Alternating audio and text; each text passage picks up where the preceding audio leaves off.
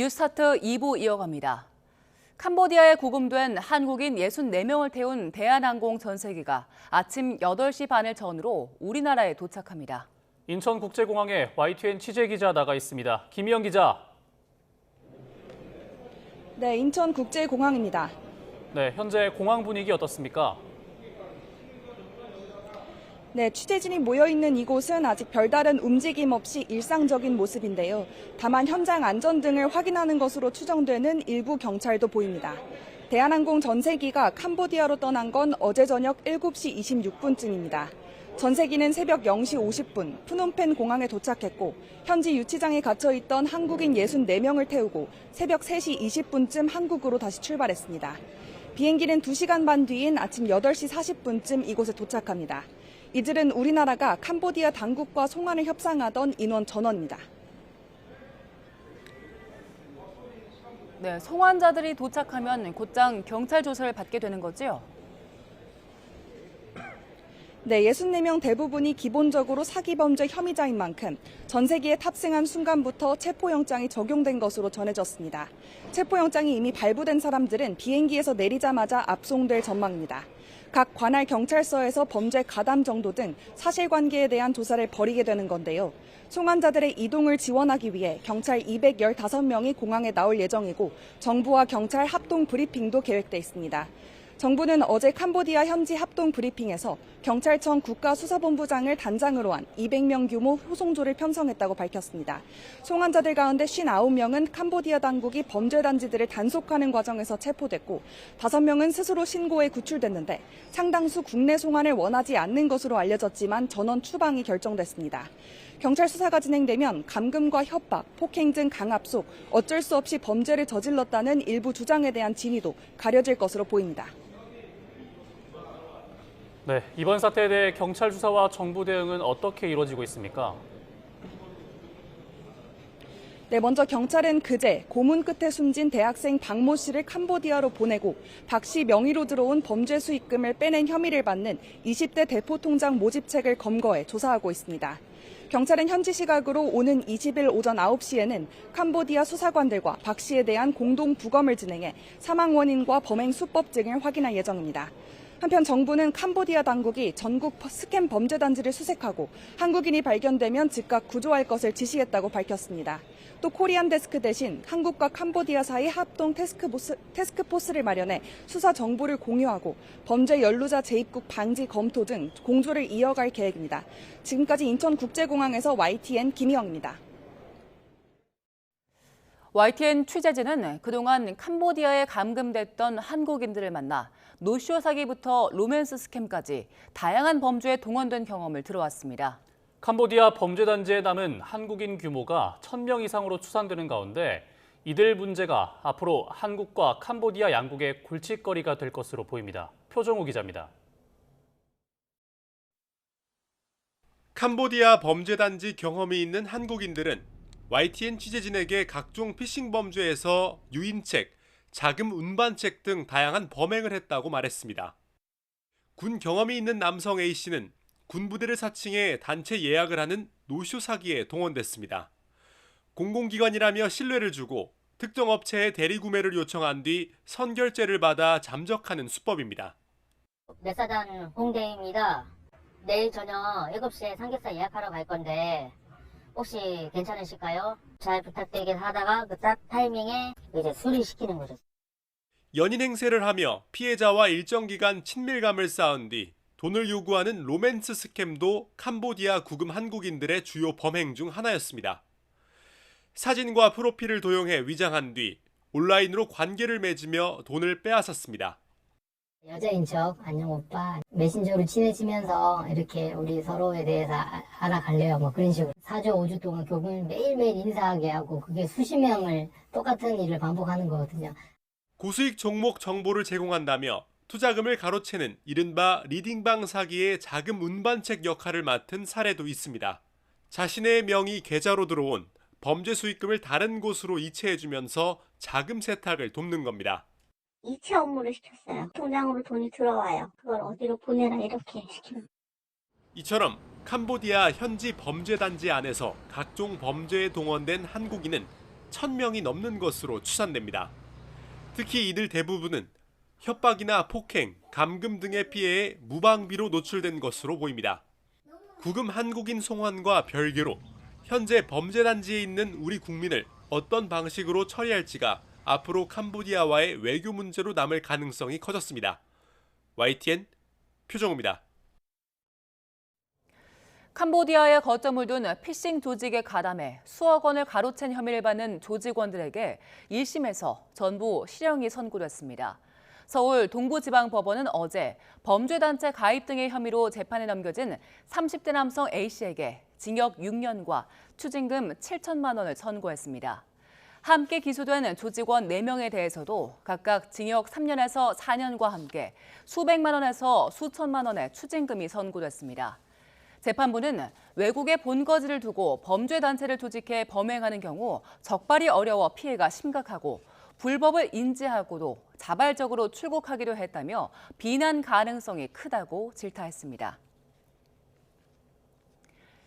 최근 캄보디아가 국제범죄 조직의 새로운 거점으로 급부상하면서 한국인 피해와 연루 사례가 잇따르고 있습니다. 공권력이 취약한 지역을 노린 범죄가 확산하는 만큼 한국 국민의 안전을 지키고 범죄를 예방하기 위한 강력하고 시급한 대책 마련이 요구됩니다. JCN 울산중앙방송 박영훈 기자가 보도합니다. 최근 캄보디아에서 한국인 감금 실종 사건이 잇따르는 가운데 울산에서도 20대 남성 1명이 캄보디아에 감금됐다는 신고가 접수된 걸로 나타났습니다. 지난 2월 말 여행을 간다며 캄보디아로 출국한 20대 남성 A씨는 지난달 말 SNS를 통해 가족에게 자신이 감금돼 있다는 메시지를 보낸 뒤 연락이 끊긴 상태입니다. 경찰은 현지 대사관과 공조 등을 통해 A씨의 안전 여부와 범죄 관련성 등을 확인하고 있습니다. 이렇듯 울산경찰청에도 캄보디아와 관련된 범죄 신고는 잇따라 접수되고 있습니다. 울산경찰청이 현재 수사 중인 120억 원대 로맨스 스캠 사건. 이들은 캄보디아를 거점으로 딥페이크 기술을 활용해 100여 명을 상대로 로맨스 스캠 사기를 벌였는데 총책인 한국인 부부는 캄보디아에서 구금됐다가 풀려나 여전히 국내 송환에 난항을 겪고 있습니다. 해외 콜센터를 두고 주식 투자 등을 미끼로 60여 명으로부터 65억 원을 뜯어내고 울산경찰에 검거된 투자 리딩방 사기 조직원들 역시도 거점은 캄보디아였습니다. 캄보디아에 있는 카지노 건물을 통째로 사들여 콜센터와 숙소를 마련하고 국내에서 조직원을 모집해 캄보디아로 출국시켰던 겁니다. 조직폭력배들을 동원해 10조 원 규모의 기업형 불법 도박 사이트를 운영하다가 울산경찰에 검거된 일당도 캄보디아에 서버를 두고 활동했던 걸로 드러났습니다. 일각에선 중국에서 활동하던 투자자와 범죄 조직이 공안의 감시가 강해지면서 비교적 치안이 허술한 캄보디아로 옮겨갔다는 분석도 나옵니다. 중국의 경제 자본뿐만 아니라 범죄 집단 내지는 이제 또 부정적인 여러 가지 그런 상황들도 같이 유입되는 상황에서 이런 사건들이 벌어졌기 때문에 이 캄보디아 경찰력이나 이런 행정력들도 그런 것들을 이제 좀 컨트롤하기 어려움이 많다. 중국과 다른 동남아 국가들이 범죄 조직 소탕에 나선 반면 캄보디아는 공권력이 비교적 취약한 점을 노린 겁니다. 캄보디아가 범죄의 온상이 됐다는 지적이 나오고 있는 가운데 한국인의 범죄 연루 자체를 막기 위한 예방책 마련도 시급해 보입니다. JCN 뉴스 박영훈입니다. 어제 경찰청 국정감사에서 민주당은 캄보디아 사태와 관련한 윤석열 정부 책임론을 부각했습니다. 국민의힘은 이진숙 전 방송통신위원장 체포를 놓고 정권의 기획수사라고 맞불을 놨습니다. 부장원 기자입니다. 더불어민주당은 윤석열 정부 시절 경찰청 외사국 폐지가 캄보디아 사태의 원인이 됐다고 질타했습니다. 1000명이 넘던 국제수사 인력을 없애면서 해외 공조 체계가 약화했고 한국인 대상 범죄가 급증세로 이어졌다는 겁니다. 국제 범죄 수사 전문 인력 경험이 단절되었으며 해외 범죄 공조 체계가 약화되었습니다. 결국 이 사건이 만들어진 겁니다. 윤석열 정부에서 캄보디아 관련 공적 개발 원조 ODA 예산을 대폭 늘렸는데도 수사 협조도 못 받는 게 말이 되느냐는 성토도 잇따랐습니다. 호구도 이런 호구가 없어요. 엄청난 지원 원조를 해주면서 수사 협조도 못 받는데 말이 됩니까? 이에 유재성 경찰청장 직무대행은 경찰이 미리 사전에 준비를 철저하지 못한 점을 안타깝게 생각한다며 조직 개편과 공조 강화를 약속했습니다. 조직 개편 관련해서 많은 의원님들께서 의견을 주셨기 때문에 네. 전향적으로 검토하고 국민의힘은 이진숙 전 방송통신위원장 체포의 적법성을 집중 공략했습니다. 체포라는 결론을 정해두고 출석 요구서를 남발한 기획체포라며 대통령실이 배후란 주장을 이어갔습니다. 27일 출석하겠다고 얘기를 했는데 기다리지 않고 속사포처럼 이거를 발송해요. 기획체포라고밖에 볼 수 없습니다. 이진숙 위원장 체포 대통령실 누가 직접 하명하셨습니까? 경찰은 출석 요청 불응에 따른 정당한 체포였고 선거법 공소시효가 짧아 신속하게 수사할 필요성이 있었다고 반박했습니다. 또 체포 당시 대통령실 보고는 인정하면서도 이는 법이 정한 절차이며 사전 협의는 없었다고 강조했습니다. YTN 부장원입니다.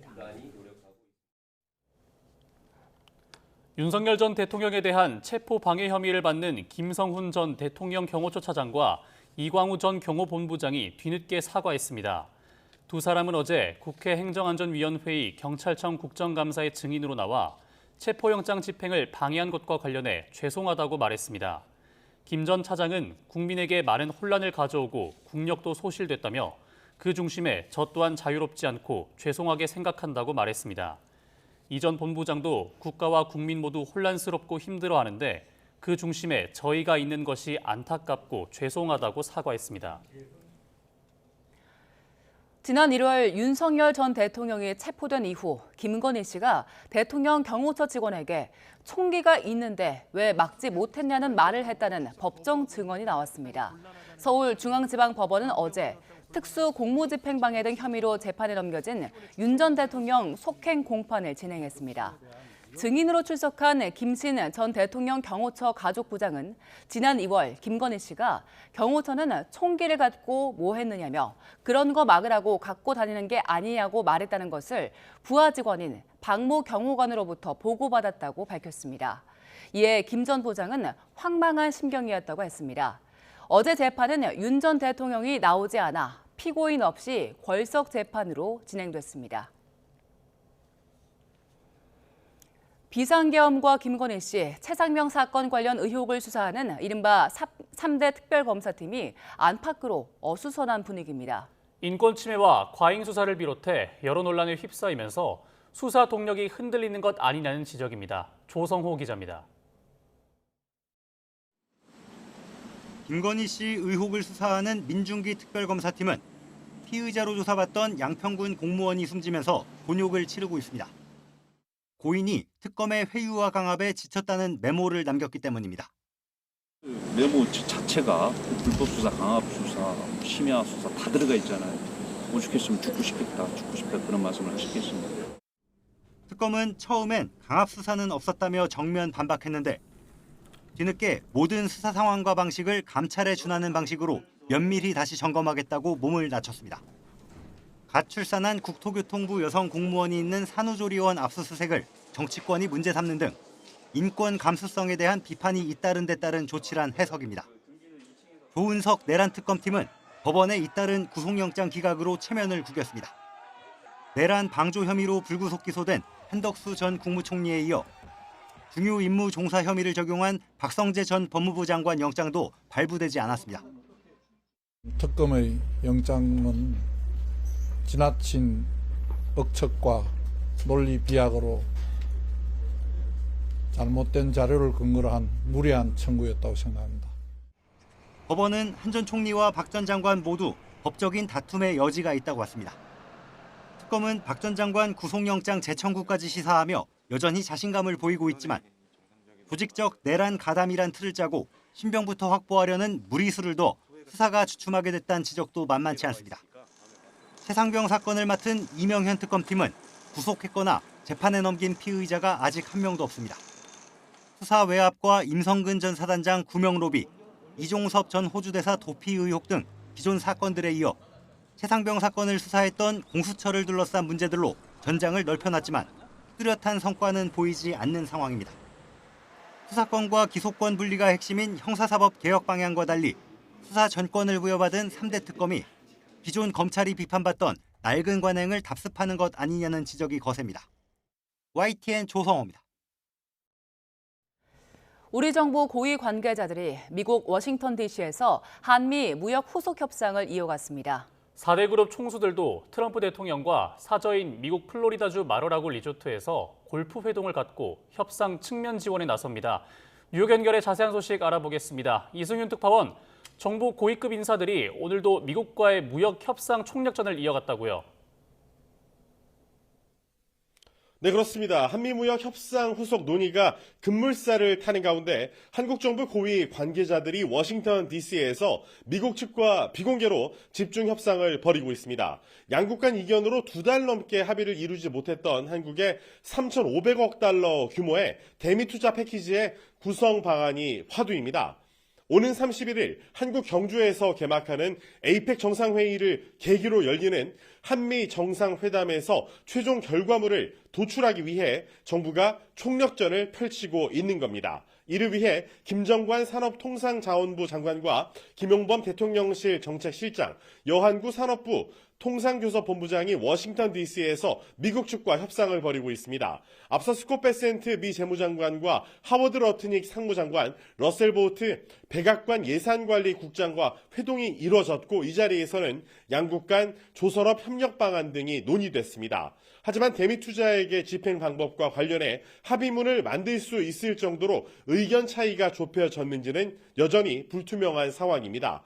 핵심 쟁점은 대미 투자 선불 요구가 한국 외환 시장의 안정성을 해칠 수 있는 만큼 한국의 대미 투자금 공급 기간을 10년 등 장기로 늘릴 수 있느냐입니다. 벤서트 장관은 우리 측의 입장을 이해하고 있지만 트럼프 대통령이 과연 이를 수용할 것이냐가 관건인데요. 오늘도 트럼프 대통령은 한국과 일본, EU에 대해 언급하며 우리가 바라는 건 공정한 대우라며 여전히 강경한 태도를 보이고 있기 때문입니다. 강경화 주미대사의 발언을 들어보시죠. 관세 통상협의, 조지아주 우리 국민 구금 사태 등 현안 대응과 한미 조선 협력 활성화 등 관련 한미 간 경제 협력 제도화와 내실화를 위해 부단히 노력하고 있습니다. 국내 대기업 총수들도 트럼프 대통령과 만나서 막판 후속 협상 타결에 힘을 보탠다고요? 네, 그렇습니다. 이재용 삼성전자 회장, 최태원 SK그룹 회장, 정의선 현대차그룹 회장, 구광모 LG그룹 회장 등 4대 그룹 총수들이 트럼프 대통령의 사저인 미국 플로리다주 마로라고 리조트를 찾습니다. 한미조선 협력 프로젝트인 마스가의 주축인 한화그룹의 김동관 부회장도 여기에 합류할 예정입니다. 총수들은 일단 트럼프 대통령의 핵심 지지층인 마가 진영의 정치자금 모금 행사에 참여할 예정인데요. 이어 손정희 회장의 초청으로 이루어진 골프 라운딩에서 트럼프 대통령, 일본, 타이완 대표 기업 총수들과 골프 회동을 진행할 예정입니다. 국내 4대 그룹 모두 미국의 대규모 투자를 약속한 만큼 트럼프 대통령과 대화할 기회는 마련될 것으로 보여 한미 무역 협상을 측면 지원할 전망입니다.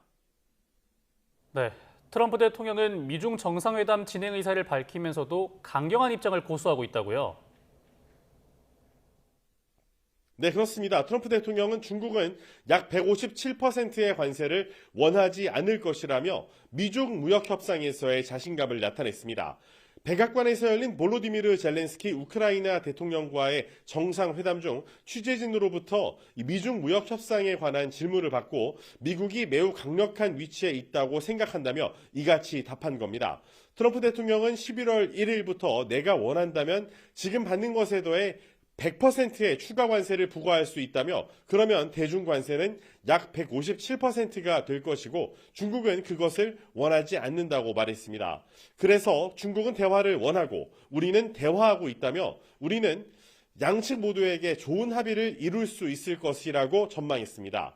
그러면서 이달 말 한국에서 열리는 에이펙 정상회의를 계기로 시진핑 중국 국가주석과 만날 것이라고 재확인했습니다. 중국과 잘 지내고 있고 시 주석과 매우 좋은 관계를 유지하고 있다며 우리는 몇 주 뒤에 한국에서 만날 것이라고 밝힌 겁니다. 다만 미국이 중국으로부터 아무것도 얻지 못했다는 것을 알아야 한다며 수십 년간 일방 통행이었고 중국은 미국 덕분에 부유하게 됐다고도 주장했습니다. 이어 미국은 중국으로부터 아주 심하게 이용을 당해 매년 중국에 수천억 달러를 잃었는데 생각해보면 미국이 중국의 군대를 키워준 셈이라고도 언급했습니다. 지금까지 뉴욕에서 YTN 이승윤입니다. 최근 논란이 된 KT 무단 소액결제 사태와 관련해 불법 기지국 16개가 추가로 발견되며 피해 규모도 늘었습니다. 특히 KT 고객들의 개인정보 유출이 처음 일어난 시점이 무려 1년 전인 걸로 드러나 우려가 커지고 있습니다. 김태민 기자의 보도입니다. KT가 지난해 8월부터 1년여 동안 이뤄진 통신 과금 결제 1억 5천만 건의 전수 분석 결과를 내놨습니다. 그 결과 기존 4개로 파악됐던 불법 기지국이 16개나 추가로 발견됐습니다. 기존 4개에서 16개가 증가한 20개로 확인되었습니다. 또한 소액결제 피해 고객은 6명이 증가한 368명으로 확인됐고요. 전체 무단결제 777건 가운데 문자 인증 방식을 통한 소액 무단결제도 63건이나 새롭게 드러났습니다. 피해 액수 역시 300만 원 증가했습니다. 문제는 불법 기지국을 활용한 최초 개인정보 유출 시기가 지난해 10월로 크게 앞당겨졌다는 점입니다. 저희가 이제 개인정보 유출 정황은 저희가 최초 발생 시기가 저희가 3개월일 때는 6월 26일이었는데 올해 저희가 24년 10월로 확인됐습니다. 1년 전부터 유출된 개인정보들이 무단결제 이외에 또 다른 범행에 사용됐을 수 있다는 우려가 나오는 부분입니다. 여기에 수도권이 아닌 강원도에서도 새롭게 불법 기지국 접속 흔적이 발견되는 등 피해 범위는 점점 커지고 있습니다. 또 다른 피해 가능성을 배제할 수 없게 된 만큼 정부 조사와 경찰 수사, KT의 소비자 보호 대책이 한층 더 강화되어야 할 것으로 보입니다. YTN 김태민입니다. 지난달 취업자 수가 31만 명 넘게 증가하며 19개월 만에 가장 큰 폭으로 늘었습니다. 민생회복 소비 쿠폰이 도소매와 숙박, 음식점업 등 서비스업의 고용 호조세를 이끌었는데요. 하지만 건설과 제조업의 고용 부진은 계속됐습니다. 보도에 오인석 기자입니다. 지난달 취업자 수가 1년 전보다 31만 2천 명 증가했습니다. 지난해 2월 이후 19개월 만에 가장 큰 폭의 증가세입니다. 올 들어 취업자 수는 5월 20만 명대를 빼면 매달 10만 명대 증가에 머물렀습니다. 지난 7월 집행이 시작된 소비 쿠폰 효과와 추석 연휴 명절 특수 등의 영향으로 서비스업 중심으로 고용 개선세가 뚜렷했습니다. 도소매업 취업자는 2만 8천 명이 늘며 7년 10개월 만에 가장 큰 폭으로 뛰었고 숙박 음식점업도 2만 6천 명이 증가해 지난 3월 이후 가장 큰 폭으로 늘었습니다. 예술 스포츠 여가 관련 서비스는 7만 5천 명, 사업시설 서비스업도 1만 9천 명 늘며 22개월 만에 플러스로 전환했습니다.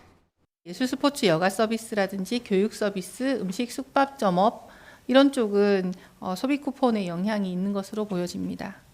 정부는 소비 쿠폰 효과가 한시적일 수 있다는 우려에 문화 쿠폰은 연말까지 소진될 때까지 지급되고 대규모 할인 축제가 예정돼 있어 정책 효과는 당분간 지속될 것으로 전망했습니다.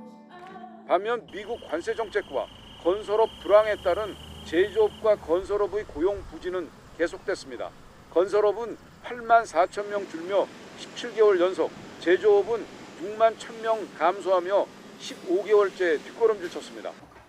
연령대별 취업자는 60세 이상에서 38만 명 넘게 늘었지만 15세에서 29세 청년층은 14만 6천 명이 감소했습니다.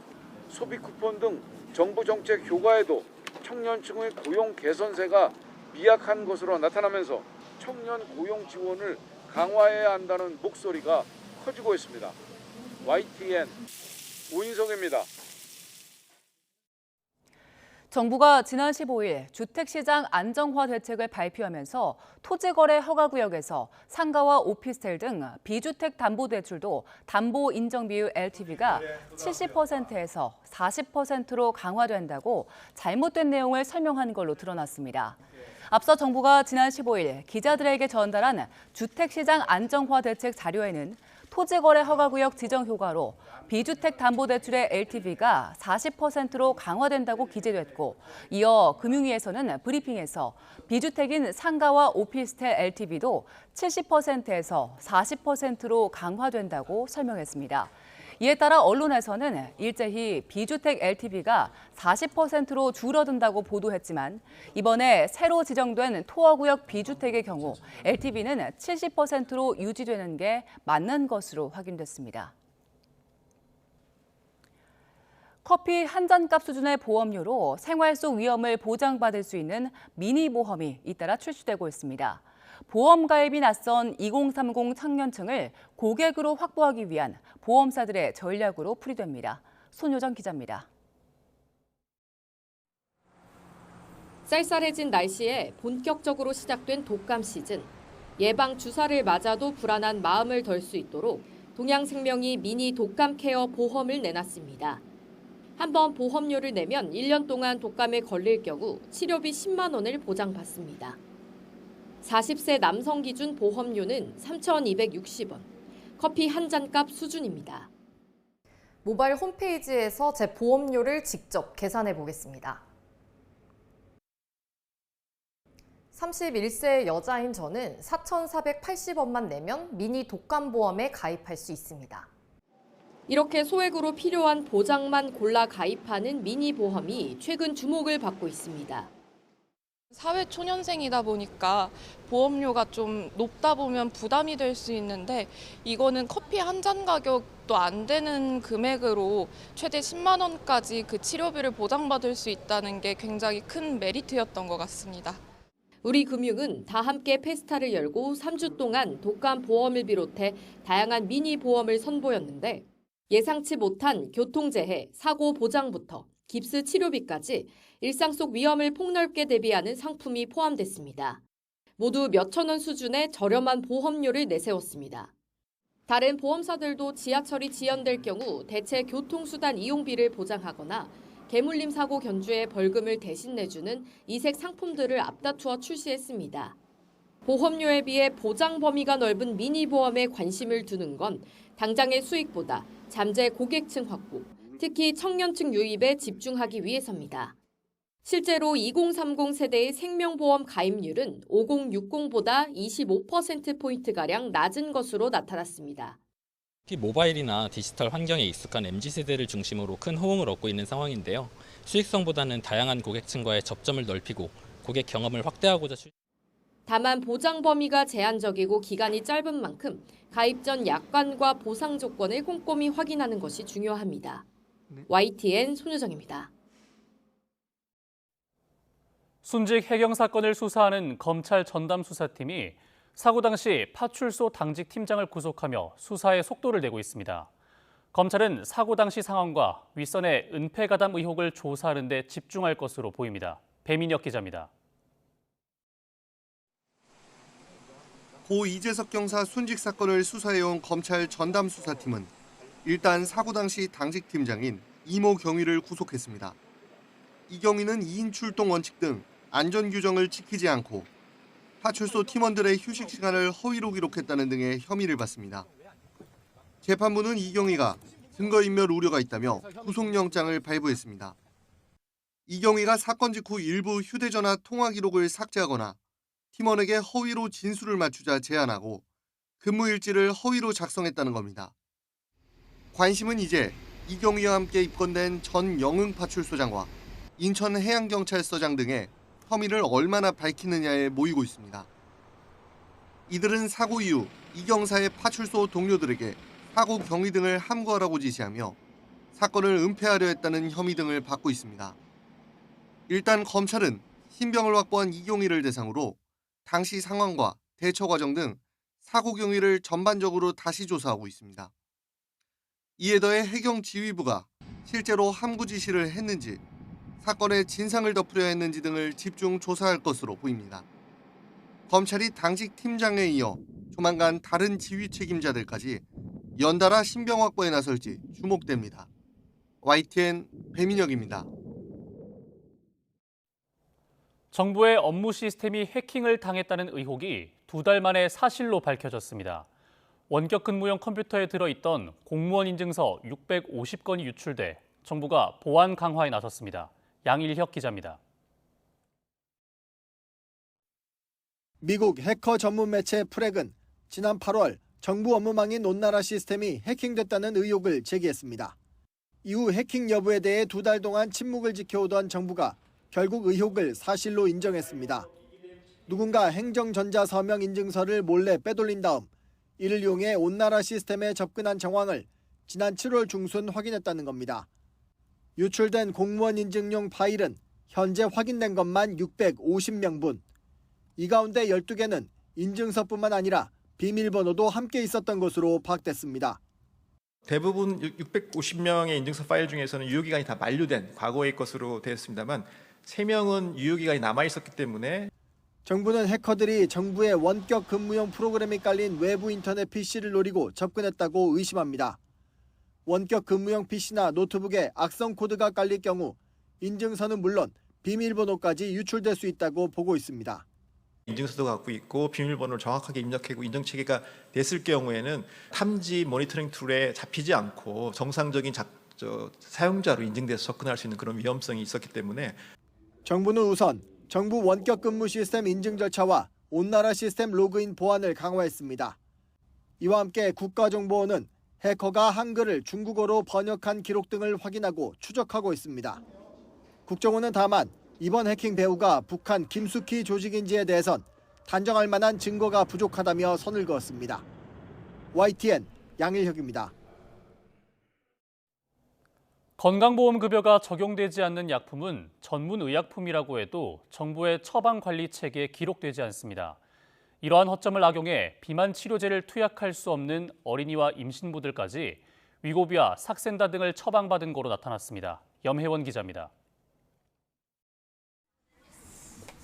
기적의 주사로 불리는 비만 치료제 위고비는 지난달 모두 85,500여 건 처방됐습니다. 올해 초 2만여 건에서 급속도로 늘어났는데 그만큼 부작용 사례도 많습니다. 지난해 10월 이후 위고비 투약 뒤 급성 췌장염이 온 환자는 150여 명, 담석증 560명 등 모두 960여 명이 부작용을 호소했고 이 가운데 15% 이상이 응급 상황이었던 거로 집계됐습니다. 이런 위험성 탓에 위고비를 비롯한 비만 치료제는 만 18세 미만과 임신부, 노인들에겐 투약이 금지된 전문 의약품으로 분류돼 있습니다. 그럼에도 불구하고 일부 병원에선 어린이와 임산부에게도 처방해 준 것으로 드러났습니다. 만 12세 미만 어린이가 69건, 임신부는 194건이나 됩니다. 정신과와 이비인후과, 안과, 영상의학과까지 비만과 직접 연관이 없는 병원에서도 빈번하게 처방했습니다. 이런 일이 가능한 건 비만 치료제가 건강보험 비급여 약품이기 때문입니다. 비급여 의약품은 보건복지부의 처방관리 체계에 포함되지 않아 규정을 어겨 처방해도 제한이나 제재를 받지 않습니다. 식약처 의약품 품목 허가 시 투약 기준을 지키지 않아도 의사약사를 규제할 법적 근거가 마땅치 않은 것도 문제고 오남용 우려 의약품으로 지정해서 관리하는 제도가 식약처가 운영하는 제도가 있어서 그 제도를 활용해서 의약품에 대한 관리 또 시판 후 부작용에 대한 감시 체계 이런 부분. 정상 체중인 사람에게도 쉽게 처방해주는 이른바 성지병원까지 입소문을 타고 있는 상황 속에 정부의 규제는 물론 의료계의 자정 노력도 필요하다는 지적입니다. YTN 염혜원입니다.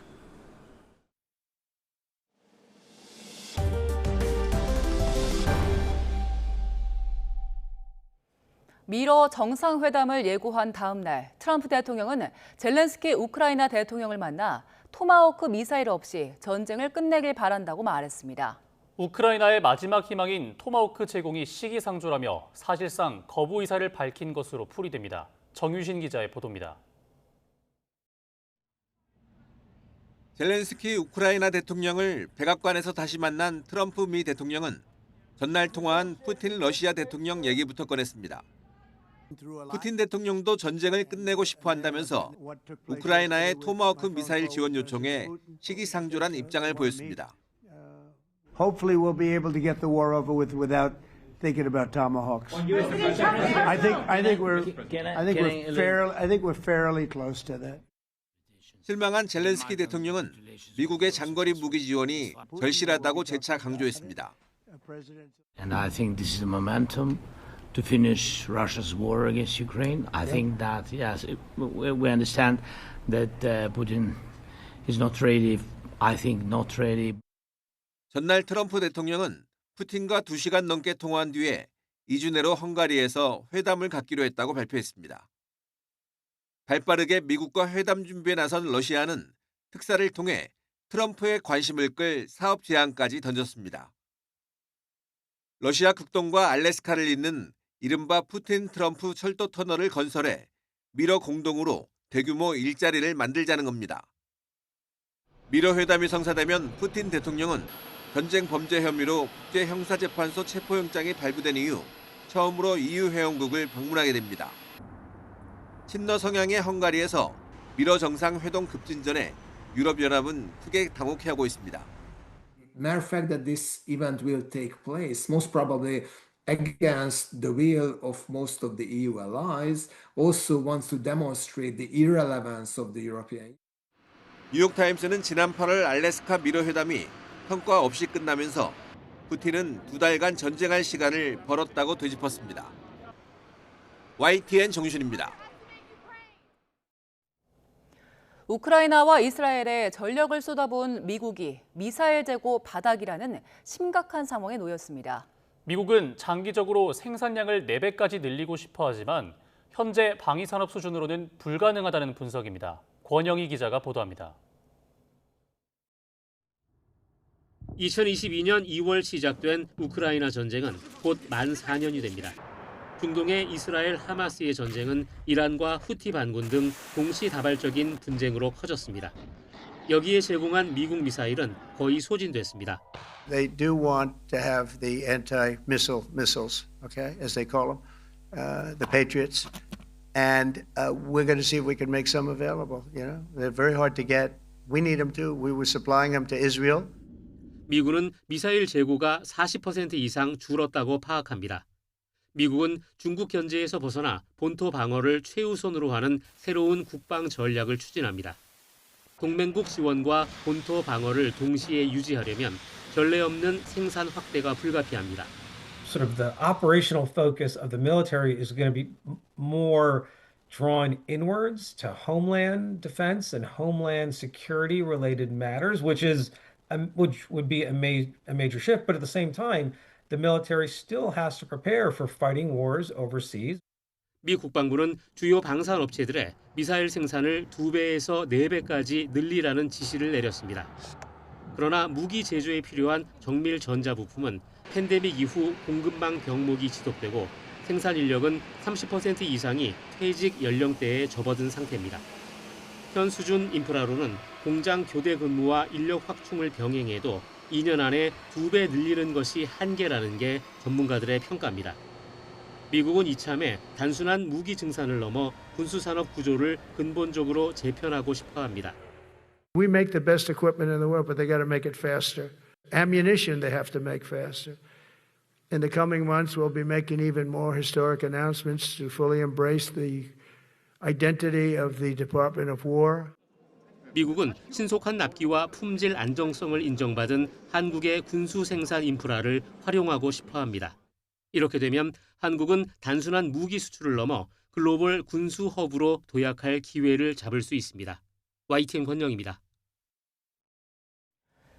호주가 세계 최초로 16세 미만 미성년자의 SNS 사용을 전면 금지한 데 이어 덴마크도 유사한 법안을 추진하고 있습니다. 학교에서 휴대전화 사용을 제한하는 거로는 부족하다는 판단인데 더 많은 나라가 동참할 가능성이 큽니다. 보도에 유투건 기자입니다. 이미 초등학교에서 휴대전화 사용을 금지한 덴마크 정부가 더 강력한 규제를 예고했습니다. 덴마크 총리는 의회개원 연설을 통해 15세 미만 미성년자의 SNS 사용을 전면 금지하는 법안을 추진하겠다고 밝혔습니다. 유례가 없이 늘어난 청소년들의 불안과 우울증, 사회적 고립이 SNS에서 비롯됐다며 필요성을 강조했습니다. 10대 소년의 60%가 일주일간 개인적으로 단 한 명의 친구도 만나지 않는다는 통계도 제시했습니다. Men vi har sluppet et monster fri. Aldrig før har så mange børn og unge lidt af angst og depression som nu. Og mange har svært ved at læse, mange har svært ved at koncentrere sig. 앞서 노르웨이도 SNS 이용이 가능한 최소 나이를 13살에서 15살로 올리겠다는 방침을 밝혔습니다. 세계 최초로 관련 법안을 도입한 호주는 오는 12월부터 시행에 들어갑니다. 16세 미만 미성년자는 SNS 계정을 만들 수 없게 되고 이를 어기는 SNS 기업엔 최고 450억 원의 벌금이 부과됩니다. 애초 교육용으로 사용된다는 점을 고려해 규제 대상에서 빠졌던 유튜브도 뒤늦게 포함됐습니다. SNS 기업들은 가입자 나이 인증에 어려움 등을 호소하고 있지만 호주 정부의 태도는 단호합니다. They have age assurance tech that they use for their own commercial revenue, they use for their own purposes. We believe it is reasonable to ask them to use that same tech to protect Australian kids online. 일률적인 SNS 나이 제한은 개별 회원국이 판단할 문제라며 유보적이었던 유럽연합 집행위원회는 호주의 사례를 지켜보며 대응책을 마련하겠다고 여지를 남겼습니다. 일각에선 사설 가상망 VPN을 통한 우회나 명의 도용의 가능성을 지적하며 여전히 정책의 실효성에 의문을 제기하고 있습니다. YTN 유튜건입니다. 혜성 2개가 동시에 지구로 접근하면서 이달 말에는 맨눈으로도 혜성의 초록빛 꼬리를 볼 수 있는 우주쇼가 펼쳐집니다. 그런데 의문의 우주 방문객이 더 있습니다. 일부에서는 이게 태양계를 지나는 외계 탐사선일 수 있다는 주장까지 하고 있습니다. 김선중 기자가 소개합니다. 우주 망원경에 관측된 혜성 레몬과 스완입니다. 각각 관측소와 관측 장비 이름을 따 지었는데 길게 꼬리를 만든 전형적인 혜성의 모습입니다. 스완은 우리 시간 오는 20일 지구의 3,800만 킬로미터까지 다가서고 레몬은 그 다음 날 8,800만 킬로미터까지 접근합니다. 두 혜성이 이렇게 가까이 다가오는 건 올가을 한 번뿐입니다. 스완은 700년 뒤에 레몬은 1300년 뒤에나 돌아오기 때문에 이번 기회를 놓치면 사실상 살아서 다시 보긴 어렵습니다. 스완은 해가 진 뒤, 레몬은 동틀 무렵 더 잘 보이지만 운이 좋으면 맨눈으로 두 혜성을 동시에 볼 수 있습니다. 이번 우주쇼에 또 다른 방문객도 있습니다. 3I 아틀라스로 불리는 혜성으로 인류가 발견한 세 번째 성간 천체, 그러니까 태양계 밖 외계에서 온 물체입니다. 이렇다 보니 단순 혜성이 아닌 외계인이 만든 우주선일 수 있다는 도발적인 주장을 하는 학자도 있습니다. The unusual trajectory of this object offers the possibility that it might have been designed so as to have some goals of a reconnaissance mission. 물론 대부분의 천문학자들은 그럴 가능성은 없다고 단언합니다. It's irresponsible science. This is just coincidence, the path that it comes through the solar system. There's a perfectly natural explanation for this. It is behaving like a regular comet. 화성 궤도 부근을 지나고 있는 혜성 아틀라스는 이달 말 태양 뒤로 숨었다가 연말쯤 태양계를 빠져나갈 것으로 전망됩니다. YTN 김선중입니다.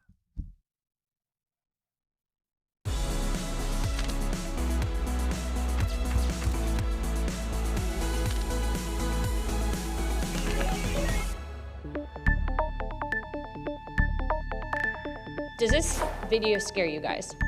Yes. Wiggins? Yes. Nat? I had a different reaction. I was.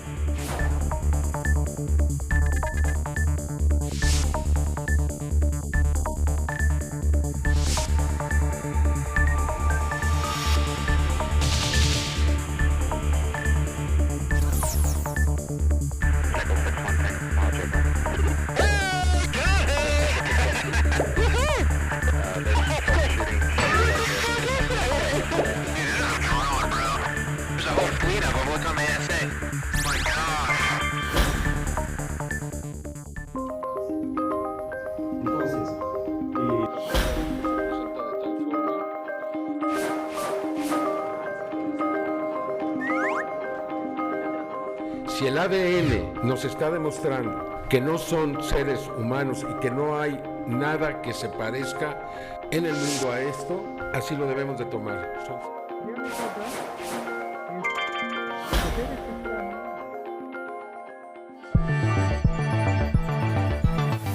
Do I believe that aliens exist is a very good question.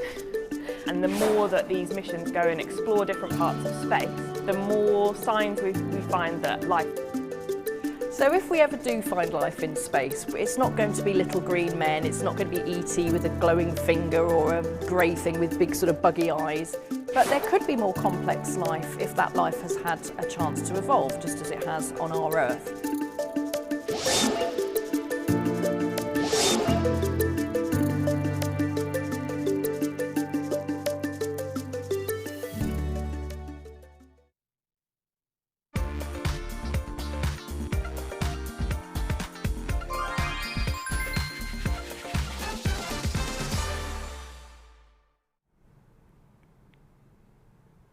긴 추석 연휴 직후 맞는 첫 주말입니다. 아무래도 지난주 장거리 운행으로 지친 분들도 계실 거고 게다가 이번 주말에도 비가 내리다 보니 멀리 나가기는 조금 꺼려지실 수 있을 텐데요.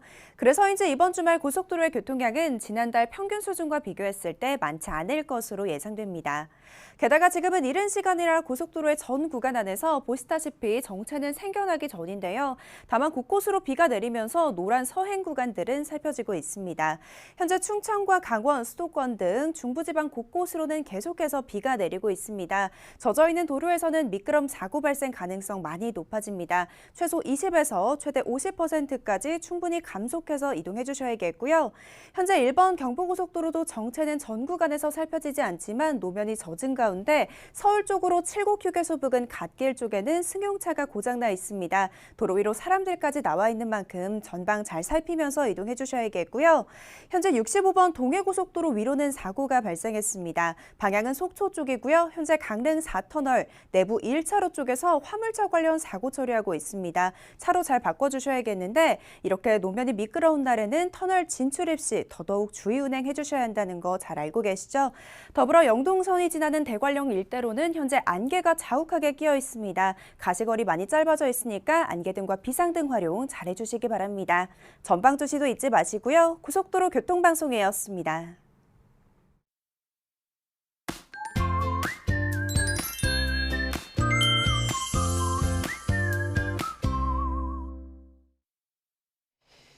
현재 대부분 지방에 약하게 비가 오고 있습니다. 영동은 내일 아침까지 5에서 40mm, 그 밖의 지방은 오늘 5에서 20mm의 비가 조금 더 내리겠습니다. 오전에는 비가 대부분 그치겠지만 남해안과 경북, 제주도는 오후까지, 경북 동해안은 내일 새벽까지, 영동 지방은 내일 오전까지 비가 이어지겠고 충청 이남 서해안은 강풍주의보가 내려진 가운데 바람이 매우 강하게 불겠습니다. 현재 기온 살펴보겠습니다. 서울 16도, 안동 16.3도로 어제와 비슷한데요. 낮 기온은 어제보다 2도에서 6도가량 낮아집니다. 서울이 20도에 머물겠고 춘천과 청주가 21도, 대전 20도, 대구는 22도로 예상되고 있습니다. 이번 비가 지나면 급격히 추워집니다. 월요일에는 서울 아침 기온 6도까지 뚝 떨어져서 때이른 추위가 찾아올 전망입니다. 날씨였습니다. 뉴스타트 2부 마칩니다. 시청해주신 여러분 고맙습니다.